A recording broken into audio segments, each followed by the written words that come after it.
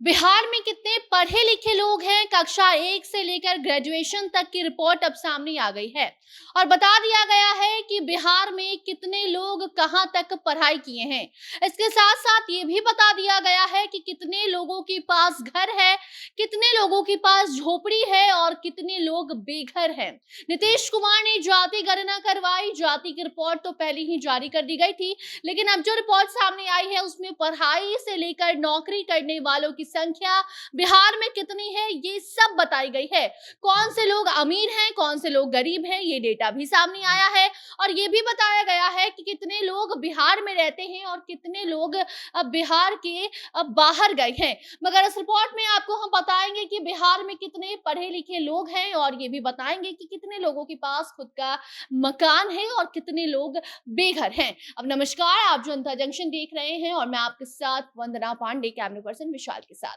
बिहार सरकार जातीय गणना करवाती है, जाति की रिपोर्ट आती है तो उस पर विपक्ष के द्वारा सवाल उठाए जाते हैं, लेकिन अब शीतकालीन सत्र के दूसरे दिन ही सरकार ने आर्थिक सर्वेक्षण रिपोर्ट भी पेश कर दी है और अब इस बात का खुलासा हो गया है कि बिहार में शिक्षा व्यवस्था का हाल कैसा है, कितने लोग कहां तक पढ़ाई किए हैं, कितने लोगों के पास खुद की नौकरी है और खुद का पक्का मकान है और उसमें कितने कमरे हैं, ये भी आज की इस रिपोर्ट में हम आपको बताएंगे, जो आज शीतकालीन सत्र के दौरान सरकार ने पेश किया है। आपको हम बताएंगे कि कितने लोग बिहार में रहते हैं और कितने लोग बिहार के बाहर रहते हैं। तो सबसे पहले आपको हम ये बता दें कि बिहार की पूरी आबादी से सिर्फ 1.22% लोग ही बिहार के बाहर रहते हैं, मतलब कि बाहर रहकर पढ़ाई करें या नौकरी करें, लेकिन वो बिहार में नहीं रहते हैं और ये संख्या सिर्फ 1.22 है। नीतीश कुमार ने लाख मना करने के बाद भी आखिरकार जाति गणना करवा ही लिया,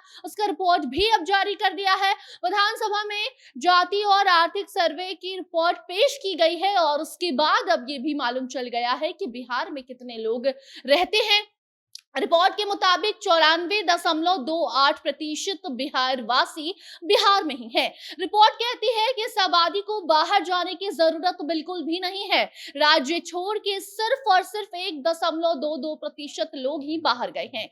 मगर जब 95% के करीब लोग बिहार में ही रहते हैं तो फिर दिवाली और छठ के दौरान स्पेशल ट्रेनें क्यों चलाई जाती हैं? इसका जवाब हो सकता है आगे चलकर जनता नीतीश कुमार से मांगे।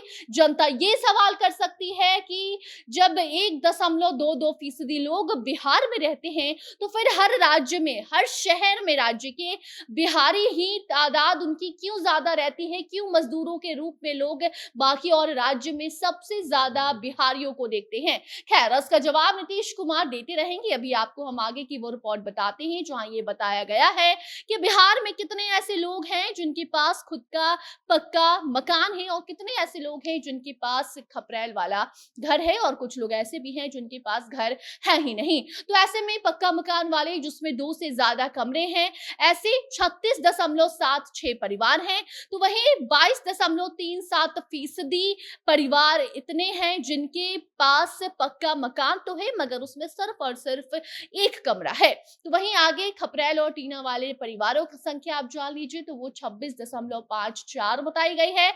झोपड़ी में रहने वाले परिवार की संख्या 14.9% है और 0.24% ऐसे परिवार हैं जिनके पास आज भी बिहार में रहने को मकान नहीं है, कोई छोटा सा घर भी नहीं है, खपरेल का, टीना का कोई घर इनके पास नहीं है और वो संख्या है 0.24।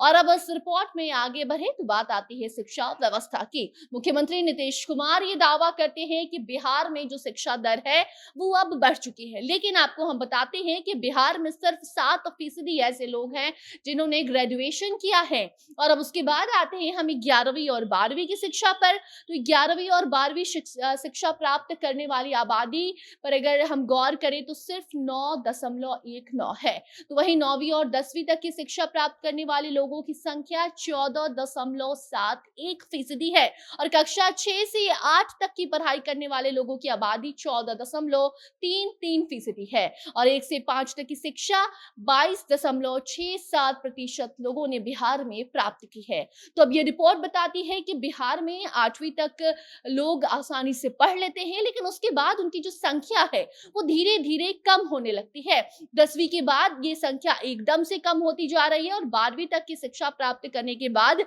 ग्रेजुएशन तक लोग आसानी से पहुंच ही नहीं पा रहे हैं और यही कारण है कि सिर्फ 7% बिहार के लोगों ने ग्रेजुएशन किया है। बाकी अब आगे उस पर नीतीश कुमार की सरकार ध्यान भी दे रही है, शिक्षा व्यवस्था सुधारा भी जा रहा है। तो हो सकता है कि अगली बार नीतीश कुमार जब गणना करवाएं तो इस संख्या में उन्हें इजाफा देखने को मिले। बाकी अब एक ऐसी कोई और नई जानकारी सामने आएगी तो आप तक हम जरूर पहुंचाएंगे। तब तक आप विधानसभा में पेश किए गए आर्थिक सर्वेक्षण रिपोर्ट को लेकर अपनी राय कमेंट बॉक्स में जरूर बताइएगा, वीडियो को शेयर कीजिएगा और बाकी खबरों के लिए बने रहिए जनता जंक्शन के साथ। धन्यवाद।